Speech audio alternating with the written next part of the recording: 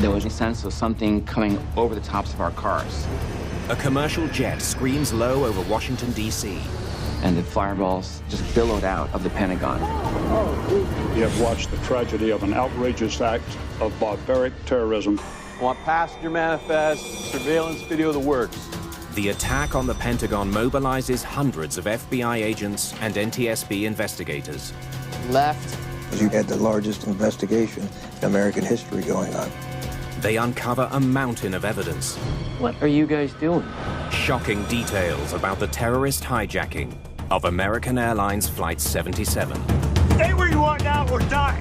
Their strategy was audacious but not complicated, and it worked.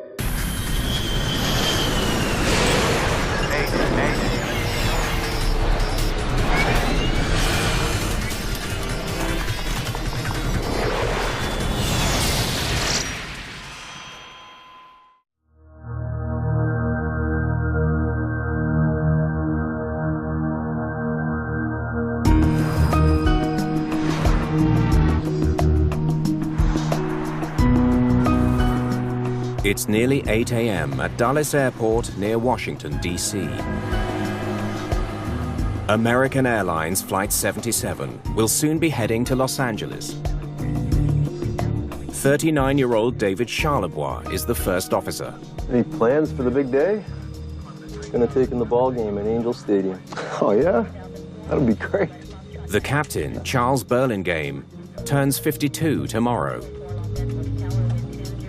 Captain Burlingame was a former Navy pilot.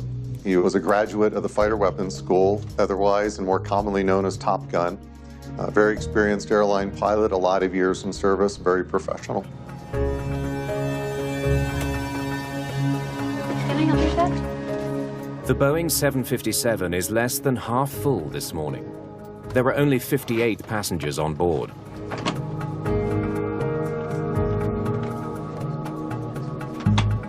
No, I'm booked all day that day. What about next week? Barbara Olson is on her way to L.A. to appear on a TV talk show. Bye. Barbara Olson was a high-profile lawyer in Washington, D.C., very active in the political circles out there.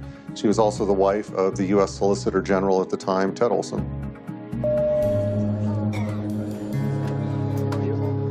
Departure frequency will be 125.05. Runway 30 cleared for takeoff. Cleared for takeoff, 30, American 77. On the roll.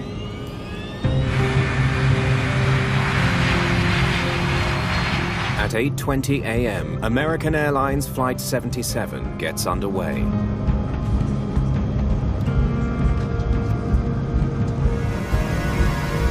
V1. Rotate.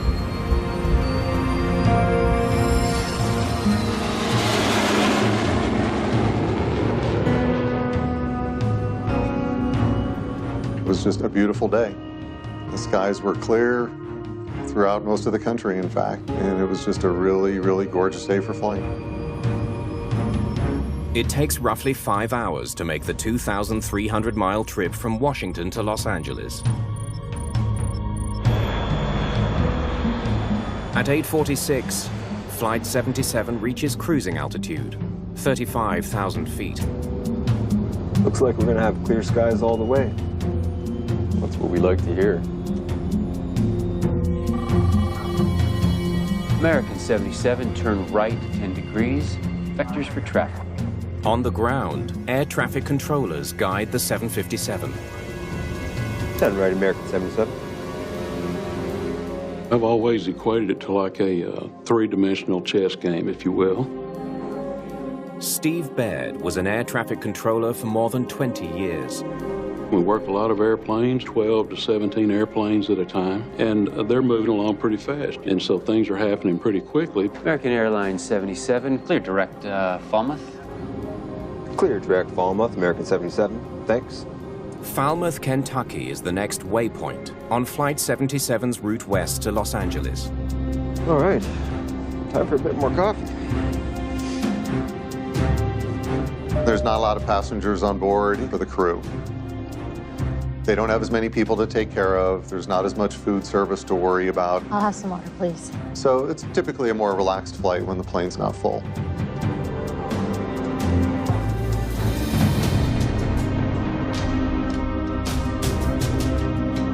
"34 minutes into the flight, controllers notice something odd.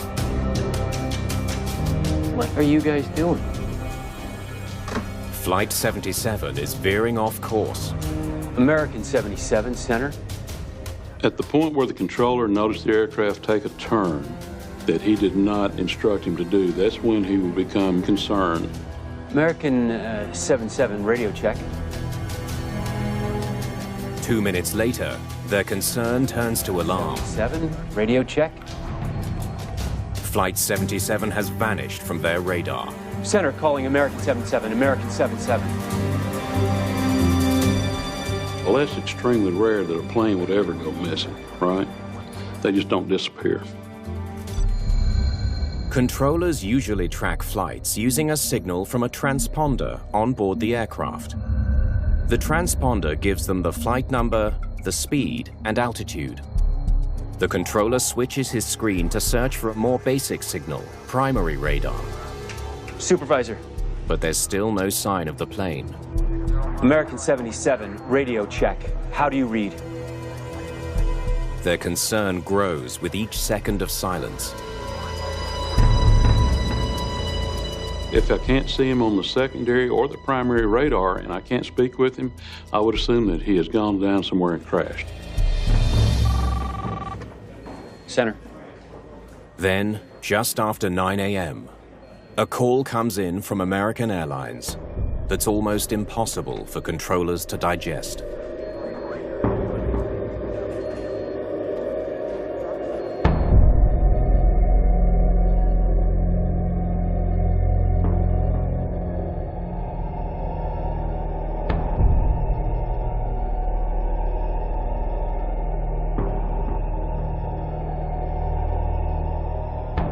It is Tuesday, September the 11th, 2001. Thousands of people are feared dead. Lower Manhattan is in chaos. Almost everybody that saw what happened, saw it on TV, saw it live, said this is not an accident. There's no way two planes, two commercial aircraft, accidentally hit both towers of the World Trade Center. No one knew what was going on except for the country was under attack. And so I think it was very difficult. Where are these airplanes? Are there any other airplanes out there that have gone missing? The fate of the missing 757 is now much more worrying. What if it hasn't crashed somewhere in the Midwest? We need to find that plane. With two aircraft already in the World Trade Center towers, another aircraft missing, air traffic controllers were most likely just going nuts trying to figure out what's happening. Supervisor. I've got a target tracking eastbound at a high rate of speed. At 9:32, more than half an hour after losing contact with the plane, controllers spot a mysterious radar return. Primary radar, that doesn't give you altitude or any real information. If it is Flight 77, it means the plane has turned around back towards Washington. We gotta warn DC. America's capital could be the next target. At this point, since he was aware of the attacks on the country, I'm sure he already thought that was one of the hijacked aircraft. Go for 06. Do you have a commercial aircraft in sight? Controllers recruit another pilot to try to learn more. They radio the only other plane in the immediate airspace, a C-130 cargo plane from nearby Andrews Air Force Base. Looks like an American Airlines 757. It's gotta be our plane. Center calling American 77, American 77. But the 757 is ignoring all radio calls. And it's heading straight for Washington. It's 9:35 a.m. and traffic into Washington is getting congested. I was on my way from my parish to the Arlington National Cemetery for a graveside service. Father Stephen McGraw is stuck on a freeway right beside the Pentagon. I took that exit actually because I knew that the Pentagon was near Arlington National Cemetery, and I couldn't remember how to get to Arlington National, so I thought I can't be that far off. I'll take this exit. But in front of the building, there ended up being standstill traffic. And then without warning, there was a rush, feeling the vibrations or the sound. I just know there was an overwhelming sense of something coming over the tops of our cars. The plane clipped a light pole as it went over the highway, and I turned instinctively to my right and to see just in time the plane coming in and just crashing into the building right in front of my eyes.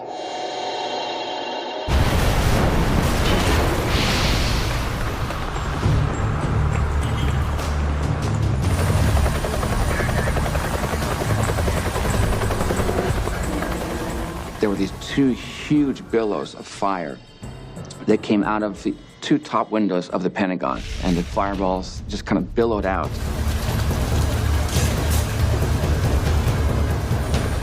The symbol of U.S. military might is now in flames. Smoke pours from a gaping 90-foot-wide hole in the Pentagon's west wall. One entire section of the building has collapsed. I had not heard anything about the World Trade Center crashes. Didn't have my radio on, hadn't heard anything. And so I just assumed that this was an accident.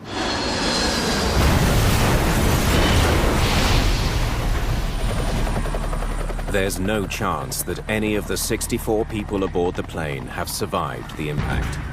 And there are sure to be many more dead among Pentagon staff. On average, any given day, 23,000 some odd people work in the building.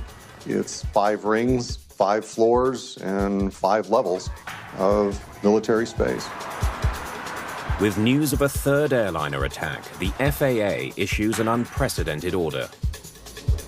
Attention all pilots, we have a national emergency. We need to get everyone on the ground. Every commercial flight in the country must land. Vector 10 degrees right, begin descent. It's the first time in U.S. history they grounded the whole fleet. Be advised, we are clearing the airspace. Controllers are trying to figure out a situation they've never prepared for and trying to figure out how to get all the airplanes on the ground and accounted for before more loss of life. Attention all pilots. Attorney Richard Newmy was on one of those diverted flights. Captain comes over the intercom system and said, we've just been notified that all air traffic in the United States has been required to land. It was a little bit startling. It was a little bit looking out the window, going, what's going on? Newmy's flight lands in Wichita, Kansas. He'll soon learn how lucky he is to be alive. I was scheduled to speak at a conference. They booked me a ticket on American Airlines Flight 77 out of Dulles to the West Coast. At the last moment, he switched his ticket to a more convenient flight. I had left the original flight itinerary on the refrigerator, drove to the airport, changed the ticket, got on the airplane, was very, very concerned that my wife was thinking that I was still on that plane. It was one of those things where, you know, God was smiling on me that day. At the Pentagon, Father McGraw rushes towards the devastation. He wants to help whoever he can. And we're coming to one man in particular. He said, "What is your name?" I'm Father McGraw. I'll stay with you. And he said, "I'm Catholic." And so I actually gave him, in those moments, the sacraments, and anointed him on his forehead with the blessed oil, the oil of the sick. And when I did that, I remember saying to him, I tell you, Jesus is with you now. Can't go back in there! Gotta maintain 500 yards. Thousands of military staff evacuate the burning Pentagon. The United States is under siege. Just across the Potomac River, the hunt for those responsible is already underway. Want passenger manifests, witnesses, surveillance video, the works. We were setting up and actually getting our crew ready to respond to New York at the time. And then, obviously, we were hit then at the Pentagon. So we changed our plans. FBI Supervisor John Perrin sets up the agency's Washington command post. You realize that we're under attack is what we are. And then you realize that this is something that's never happened before. This is war. But before anyone can grasp the full magnitude of what has happened, another threat appears. The FAA has reports of a fourth hijacking. We were told that there was another aircraft heading towards Washington, D.C., and the last timeline we were given was it was about 8 minutes out. So what we did was we sent snipers up on the roof with binoculars to look out for this aircraft. Across the U.S., thousands of flights are now grounded. There's just airliner after airliner after airliner parked on the tarmac. Then, at 10:15 a.m., a blackened crater in rural Pennsylvania reveals what's left of the fourth hijacked plane. What was unique about that flight is the passengers tried to retake the flight. They were unsuccessful to the extent that the plane still crashed, but they were successful that it did not crash into whatever its intended target was going to be. 4 passenger jets have been hijacked and turned into flying bombs. Nearly 3,000 people have been killed. We have watched the tragedy of an outrageous act of barbaric terrorism carried out by fanatics against both civilians and military people. You never in your wildest dreams would think that they would take aircrafts full of people and turn it into literally a missile. Americans aren't used to being sucker punched. We're pretty much convinced that there's a Pacific Ocean and there's an Atlantic Ocean, and this doesn't happen here. And I think on that day, the reality that this is a new world happened.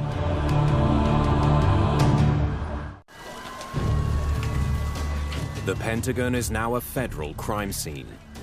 The FBI is in charge of the investigation.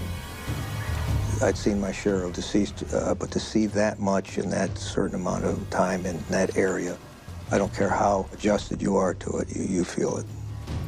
The FBI faces intense pressure to figure out who committed this terrible crime and how. Because the crime scene is also an aviation crash site, experts from the National Transportation Safety Board joined the investigation. The FBI is experts on crimes and criminal investigations, and that covers many areas. They aren't necessarily airplane experts, and that's where the NTSB can come in. Tom Houter was one of the first NTSB investigators at the scene. This airplane was hitting a very heavy structure, so most of the aircraft was reduced down to small pieces. Investigators need to find the black boxes and any other evidence that could identify the hijackers. It won't be easy. The massive impact has left a confusing mixture of debris. We provided 5, 6 people at different times who assisted on going through the wreckage, going through the building, trying to find, identify aircraft parts for them. Anything that we took out of the site, we had them look at it, and they would identify it to us as either being an aircraft or a file cabinet. It was very apparent that we needed that type of expertise on the scene. Hundreds of searchers and investigators work around the clock. Deep inside the badly damaged structure, the risk of building collapse is a constant danger. The engineers, they had a technique to see if the building was starting to shift, and if they noticed shifting or heard creaking, everybody would rush out of it. Everybody out!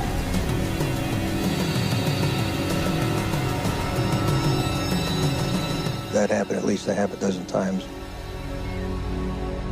The number of people killed inside this legendary building reaches 125.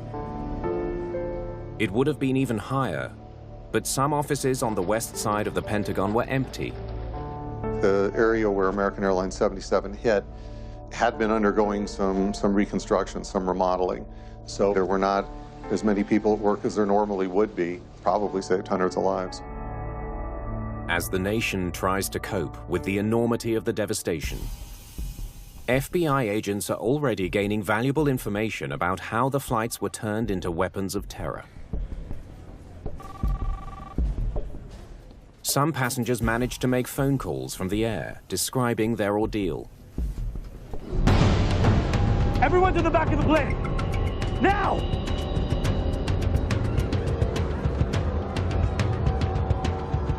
One of those calls was from Barbara Olson.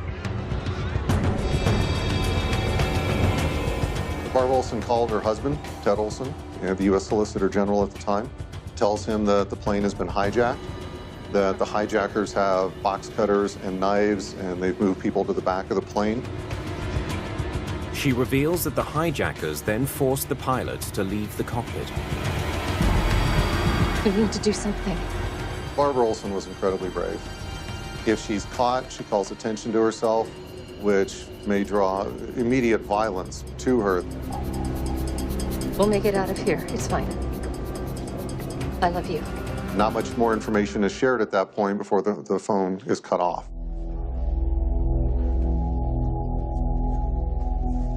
Pilots probably thought that by cooperating, everyone would get home safe. Prior to the 9/11 terrorist attacks, all flight crews were told to cooperate with the hijackers, do what they want, and buy for time. Please, stay calm. Everybody move to the back.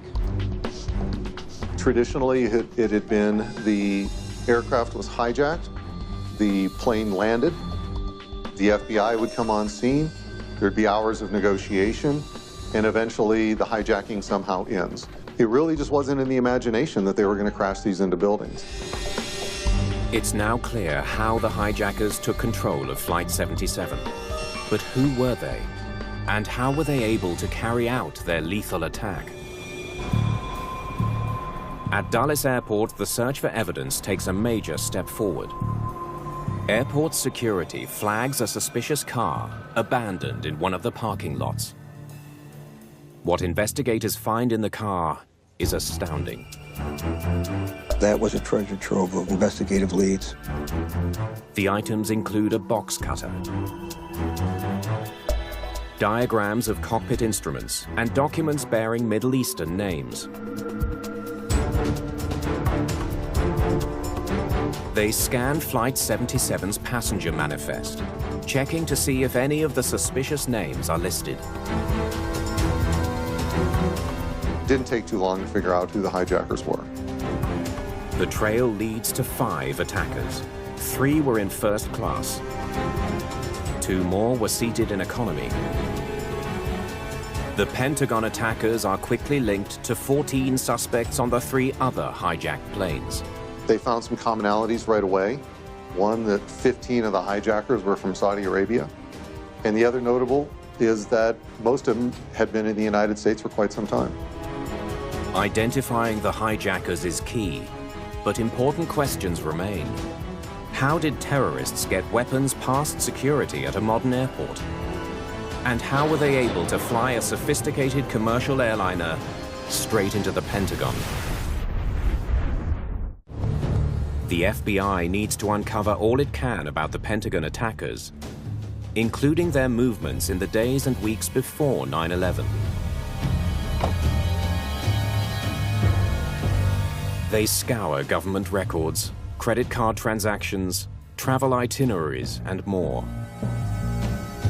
All those pieces of paper and all those documentation, they were generating leads because you probably had the largest investigation in American history going on.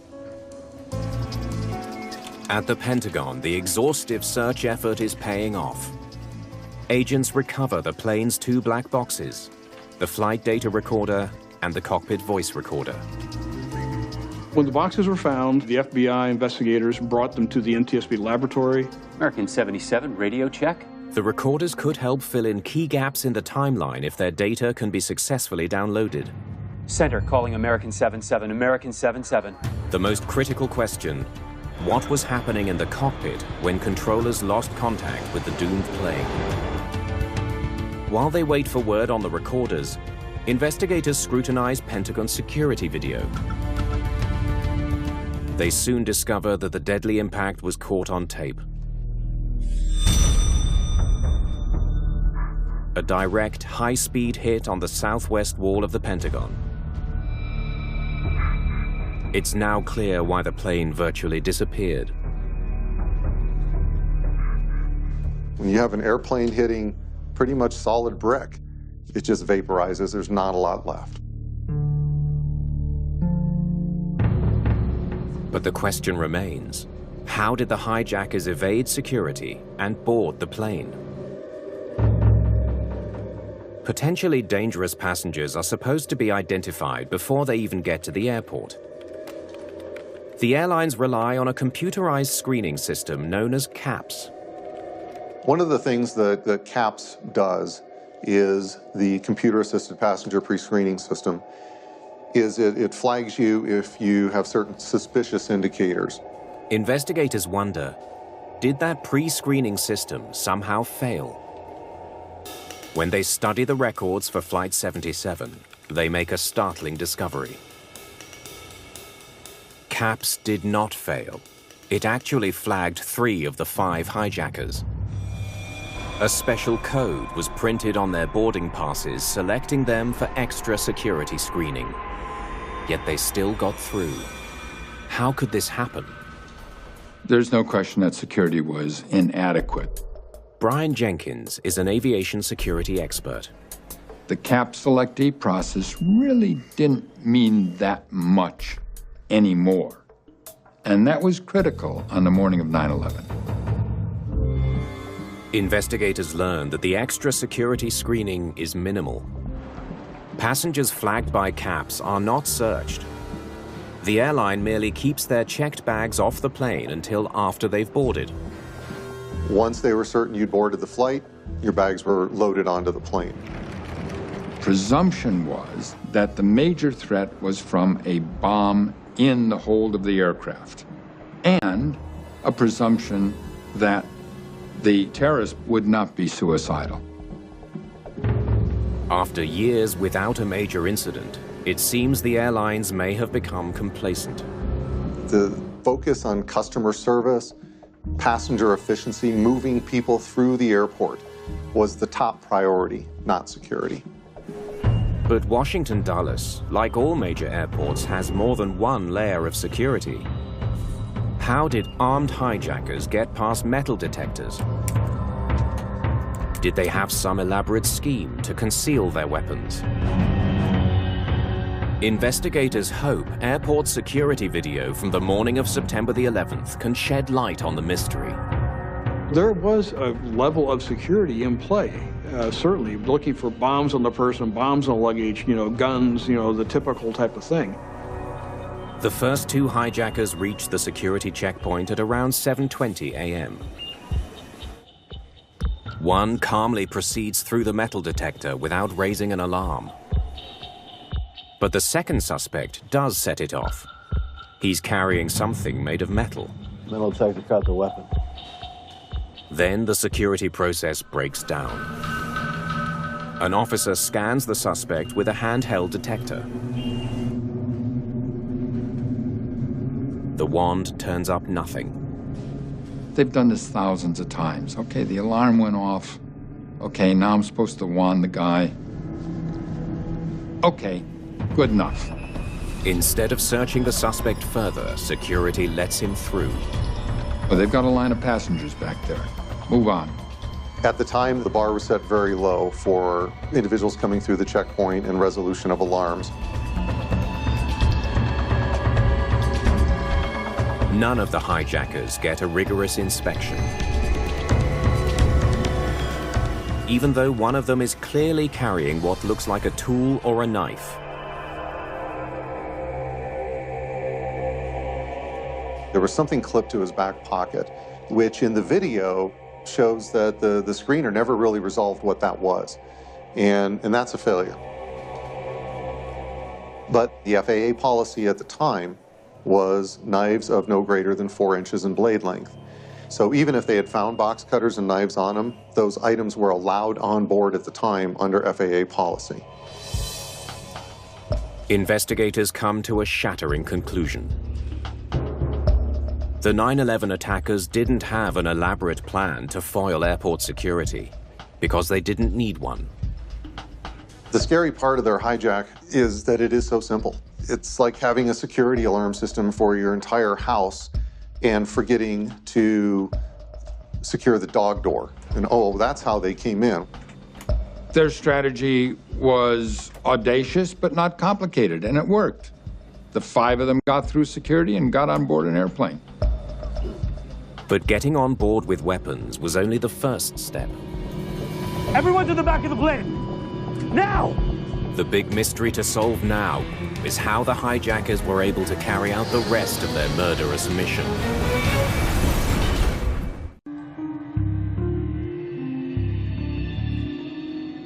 FBI agents dig through financial documents connected to the Pentagon attackers. They uncover a crucial lead, a check made out to a flight school in Arizona. Records show that Saudi national Hani Hanjour spent several years trying to become a commercial airline pilot. He'd applied to schools in Saudi Arabia to fly and was rejected. Eventually ended up doing flight training in Arizona, and was kind of unusual in his flight training because he flunked a lot of checks along the way. 2 months before the attacks, Hanjour rented several private planes, including one he flew to a small airport near Washington, D.C. For the pilot perspective, it's one thing to fly a flight simulator. It's a completely different thing to be up in the air, to see what the real world looks like from the air. Airport flight records reveal more chilling details about Hanjour's preparations for 9/11. Just weeks before the attacks, he and one of his co-conspirators booked a commercial flight out of Washington's Dulles Airport. They bought seats in first class aboard a Boeing 757. I think they used the surveillance flights to try to understand how they could take over the aircraft and get into the cockpit. To learn things like, wow, about 30 minutes after takeoff, once we're at cruise, they open the door to give the pilots coffee. So all of that is valuable intelligence and insight for the hijackers. Dead right, American 77. But flying a sophisticated airliner is very different from piloting a small private plane. How did the hijackers steer a 757 towards a target 35,000 feet below? Investigators hope the plane's flight data will provide some answers. Unfortunately, the cockpit voice recorder was too damaged and no information could be recovered from it. But we were able to read out the flight data recorder. They studied the flight data to reproduce the exact movements of the plane throughout the flight. Power's increasing, vertical speed is good. Takeoff and climb look completely normal. Obviously, you look at the data, you speculate, when did the hijackers take over the airplane? When did the terrorists, start doing what they did? That we don't know with any precision. Clearly, it's sometime before the airplane turned back. Banking left, nice and smooth. Must be the autopilot. The data reveals how the hijackers managed to turn the 757 around. This heading should take us back to D.C. They relied on the plane's automation. You don't need to be a pilot at all when the autopilot's on. He can put it heading into the autopilot, he can put airspeeds into the autopilot. Everything can be done for him very smoothly, and he doesn't have to do a lot of control inputs. Why are we turning? Keep quiet! But as the plane nears the Pentagon, the autopilot disengages, and the flying begins to change. Left, right. This guy is really struggling. Whoa. The altitude is jumpy, it moves up and down, it's a little bit erratic. It's quite clear looking at the data, this is somebody who has never handled a big airplane before. We should stay on autopilot until we're closer. The hijacker quickly re-engages the autopilot to help take the 757 to a lower altitude. Descending now. He's probably never flown an airplane this high, having to come down from, 30,000 feet down to ground level. That's a whole different maneuver than he's used to in a small airplane. But the autopilot isn't pre-programmed to fly to the precise location of the Pentagon. It's just ahead. Autopilot off. 8 minutes from impact, The hijacker must once again fly the aircraft by hand.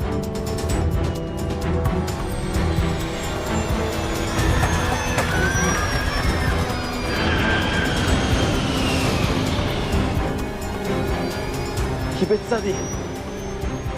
Only 4 miles from the Pentagon, they're still flying higher than 6,000 feet. We're way too high. We're never gonna hit it. To shed altitude, they make a sharp, diving turn to the right. He misjudged his speed and altitude and had to do a 360-degree turn.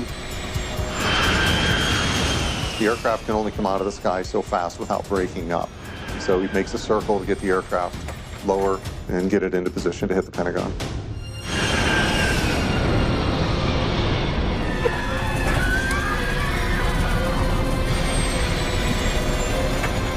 He had a lot of luck going for him. He had a very clear day.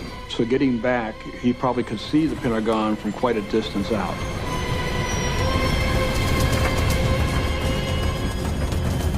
In the final seconds, they accelerate to top speed, almost to the point of breakup. The airplane's overspeed warnings are probably going off. He doesn't care.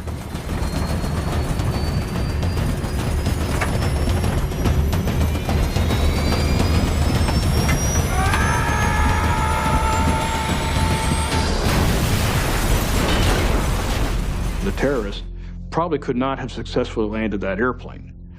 Crashing is a lot easier than landing it, and they proved that.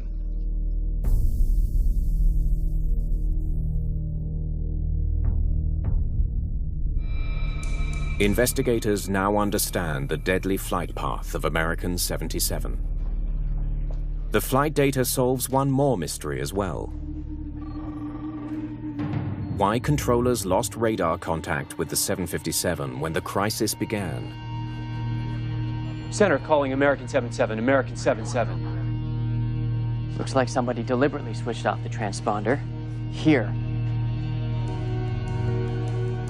The hijackers turned off the signal used to track the plane. The transponder controls are on the central console between the two pilots, so you can turn it off right there. It's very easy to do. American 77, radio check. How do you read? With the transponder off, Supervisor. Controllers could no longer see the flight on their secondary radar. American 77. So turning off the transponder, if you're a criminal, makes sense because you don't want people to track you. At the moment controllers switched to primary radar to search for the missing plane, Flight 77 just happened to be passing through an area of poor primary coverage. For American Airlines 77 to drop off radar in an area of limited radar coverage, one that's incredibly lucky for the hijackers, but also not totally unexpected, because not every square mile in the United States is covered by radar. Luck may have helped the hijackers hit their target, but the FBI now has no doubt the attack was planned down to the last detail. They chose their seats carefully. They wanted to be closer to the cockpit so they could observe when would be the appropriate moment to make their rush at the cockpit. The crew has no reason to suspect a thing. The attack is underway before passengers have any hint of danger.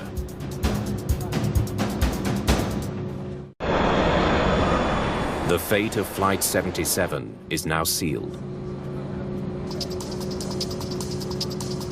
Ani Hanjour, he's the pilot. In all likelihood, he's not going to get involved at all in the initial stages of the hijacking. Please don't hurt me. Because if he's hurt or killed, then the mission's unsuccessful at that point. Open the door. Cut yourself. Okay. The flight attendants carry keys to the cockpit door, so an option is to overtake a flight attendant, take their key, and then just unlock the door.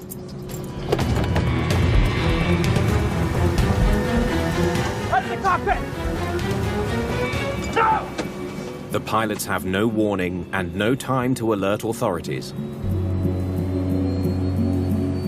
There is a hijacking control code that the pilots can put into the transponder, but apparently that didn't happen. Stay calm.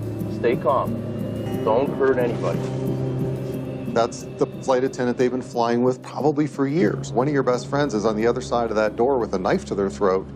That's a different scenario than somebody you don't even know. Everyone to the back of the plane! Now! The hijackers begin their descent. American 77, radio check. How do you read? I love you. I'll see you soon. It is unlikely that crew or passengers would have thought that the plane is going to be turned into a missile. Whoa. The erratic flying almost certainly gets the attention of the captain, but there's nothing he can do. You have to let me back in the cockpit. Stay where you are now or die!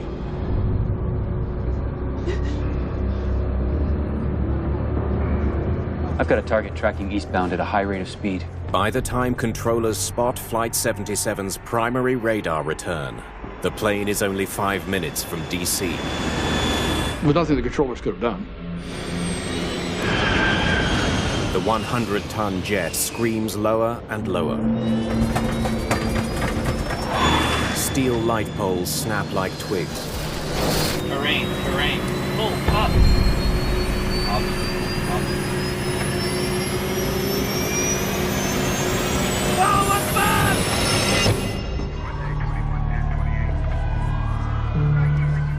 9/11 shook us to our core.